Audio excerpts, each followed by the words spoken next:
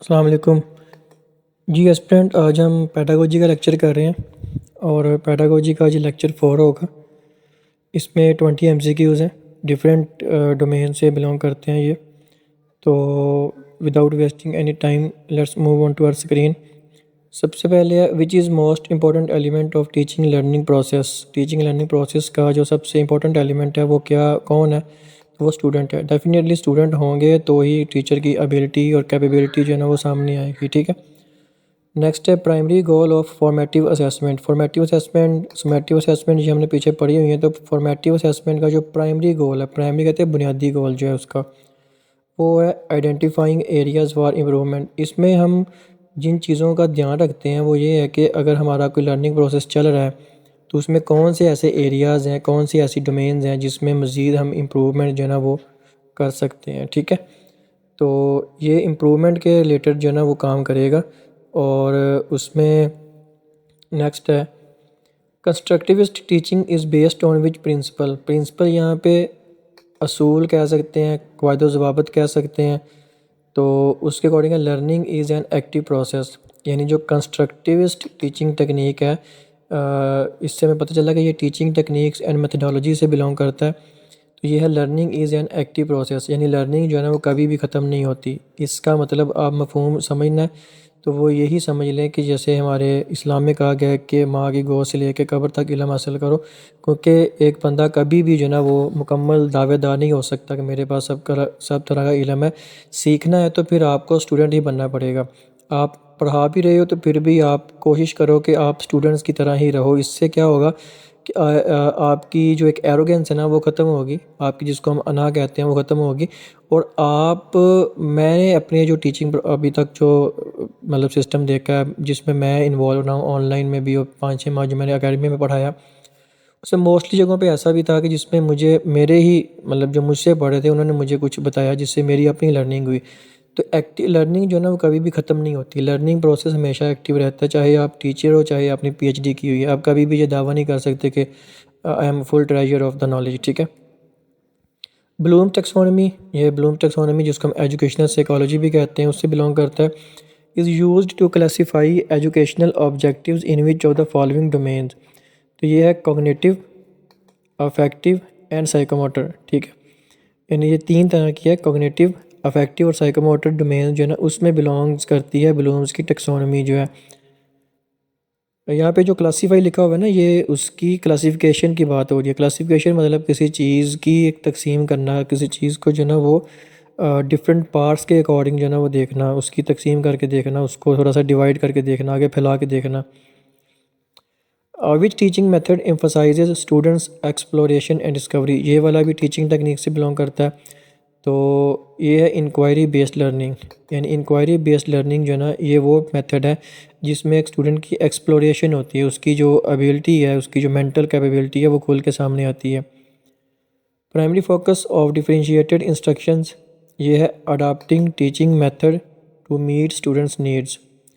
ठीक है। यानी डिफरेंशिएटेड इंस्ट्रक्शंस जो है ना उसका प्राइमरी फोकस क्या है कि आप ऐसे टीचिंग मेथड्स जो है वो अपनाएं जो स्टूडेंट्स की नीड्स हों। नीड मतलब नीड ऑफ द आवर, जिसको हम कहते हैं वक्त की ज़रूरत हो। जिसमें आज आप समझ लें कि आजकल एक एक्टिव लर्निंग प्रोसेस चल रहा है, ख़ास तौर से प्राइवेट स्कूल्स में जो बड़े नाम हैं, हर प्राइवेट स्कूल भी नहीं अफोर्ड कर सकता। तो उसमें टीचर्स को जो है ना वो ट्रेनिंग करवाई जाती है। और खैर ये अब हर कोई भी नहीं करवाता। टीचर्स की ट्रेनिंग का मतलब होता है कि जो नई टेक्नोलॉजीज़ आ रही हैं, जैसे आजकल स्कूल्स बंद हैं तो 50% जो स्कूल का लोड है वो ऑनलाइन कर दिया गया। तो अब ऑनलाइन में टीचर्स को ट्रेनिंग ही नहीं है, मोस्टली मेजॉरिटी टीचर्स को जो है। ठीक है। जूम चला लेना एक बड़ी बात नहीं होती, ट्रेनिंग होनी चाहिए कि आपने इस तरह से इसमें वाइट बोर्ड यूज़ करना है, आपने इस तरह से अपनी को प्रेजेंटेशन चीज़ जो है ना वो यूज़ करनी है। तो ये टीचर्स, ये स्टूडेंट्स की डाइवर्स नीड्स होती हैं जो वक्त के हालात के हिसाब से जो है ना बदलती रहती हैं। तो उसमें उस तरह की टीचिंग टेक्निक्स अडॉप्ट करना, ये अडाप्ट है। ठीक है। अडाप्ट का मतलब होता है अपने आप को ढालना, यानी अपनी टीचिंग मेथड को उस तरह से ढालना जो वक्त के हिसाब से स्टूडेंट्स की ज़रूरत है। एक अडॉप्ट होता है जिसको हम इख्तियार करना कहते हैं। अडेप्ट का मतलब होता है किसी चीज़ में माहिर होना। ठीक है। अडॉप्ट, अडेप्ट, मैं तीनों का बता दिया। Primary characteristic of a reflective teacher, तो ये है regular evaluation of their teaching practices. अब इसका मतलब एक टीचर जो है ना उसकी भी एक ज़िम्मेदारी है कि वो रेगुलरली अपनी एवेलुएशन करे अपनी टीचिंग की, जो प्रैक्टिसेस वो कर रहा है, जो मतलब पढ़ा रहा है स्कूल में या कॉलेज में, उसकी खुद भी वो एक उसको सेल्फ अवेयरनेस होनी चाहिए कि भाई मैं ये चीज़ कर रहा हूँ, इसमें मुझे मज़ीद कैसे इंप्रूवमेंट लानी है जिसमें स्टूडेंट्स का जो है ना भला हो। ठीक है, which is an example of summative assessment. ये मिड टर्म एग्ज़ाम्स हैं, ये हमने पहले भी 2 बार कर लिया है। तो सुमेटिव असेसमेंट, इसके पीछे फॉर्मेटिव असेसमेंट था जो आई थिंक हमने पढ़ा था कि वो उसमें होती है मिड, उसमें होती है एंड पे होती है। जो सुमेटिव असेसमेंट है जो मिड टर्म एग्ज़ाम्स में होती है। Primary benefit of cooperative learning, तो ये भी टीचिंग टेक्निक से बिलोंग करता है। तो ये it enhance social and communication skills, यानी जो कोऑपरेटिव लर्निंग है ना, ये आपकी जो समाजी और कम्युनिकेशन आपका जो मतलब जिसको हम कम्युनिकेशन स्किल्स भी कहते हैं। अगर आप अक्सर आपने सुना होगा कि कई लोग पढ़ाई में बहुत तेज़ होते हैं लेकिन उनकी कम्युनिकेशन स्किल्स इतनी अच्छी नहीं होती। बाज़ का ऐसे होते हैं लोग आपको मिलेंगे जो पढ़ाई में बहुत कम होते हैं लेकिन उनकी कम्युनिकेशन स्किल्स बहुत ज़्यादा होती है। वो इस वजह से होती है कि वो माशरे में घुले मिले होते हैं, माशरे में 100 तरह के लोगों के साथ उनका उठना बैठना होता है और इस वजह से आप उनको अनपढ़ भी अगर कहोगे ना तो उनकी कम्युनिकेशन स्किल ऐसी होती है कि लोग उनको सुनते हैं। ठीक है, तो ऐसे ही है कि ये जो primary benefit of cooperative learning है उसमें ये होता है कि आप कोऑपरेट कर रहे हो डिफरेंट सेक्शंस के साथ, डिफरेंट तरह के मेंटल एबिलिटी या कैपेबिलिटी रखने वाले लोगों के साथ, स्टूडेंट्स के साथ। तो उसमें एक आपका आइडिया होता है, 2 लोग दूसरे आइडिया दे रहे होते हैं, तो उसमें आपकी भी एक लर्निंग हो रही होती है जिसमें आप सोशली तौर पे जब गैदर होंगे तो ही आपकी कम्युनिकेशन स्किल जो है ना वो है आगे होगी।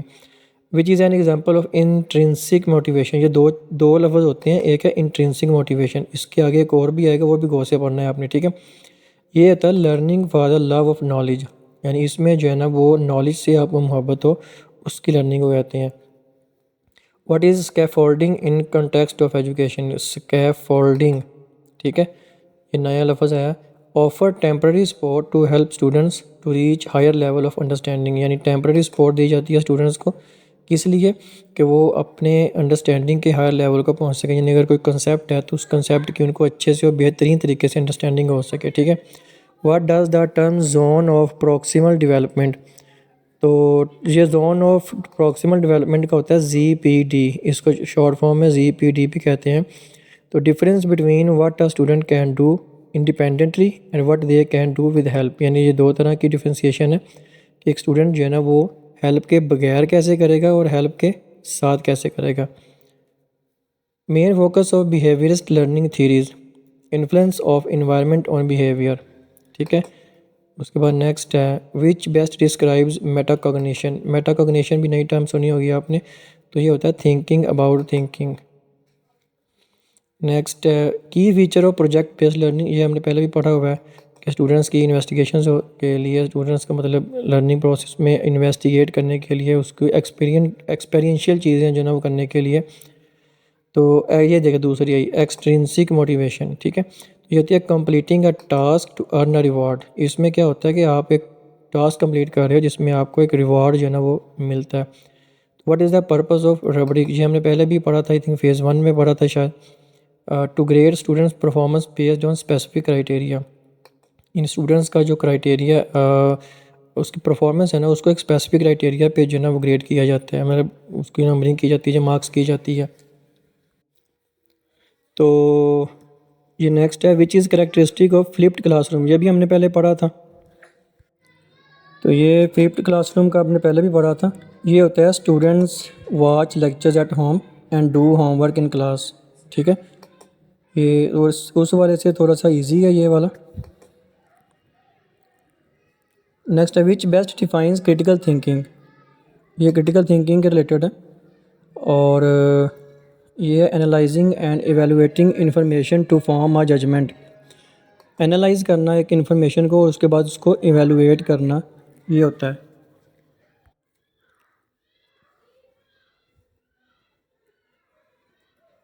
नेक्स्ट है what does differentiated instructions aim to address. Differentiated instruction जो है उसका क्या मकसद होता है, ये होता है the varying learning needs of students, यानी स्टूडेंट्स की जो ज़रूरियात होती हैं उसके रिलेटेड ख्याल रखना और उसकी अंडरस्टैंडिंग होना। ये होता है differentiated instructions aim to address, ये उसका मकसद होता है डिफरेंशिएटेड इंस्ट्रक्शंस का। ठीक है। वीडियो देखने का शुक्रिया।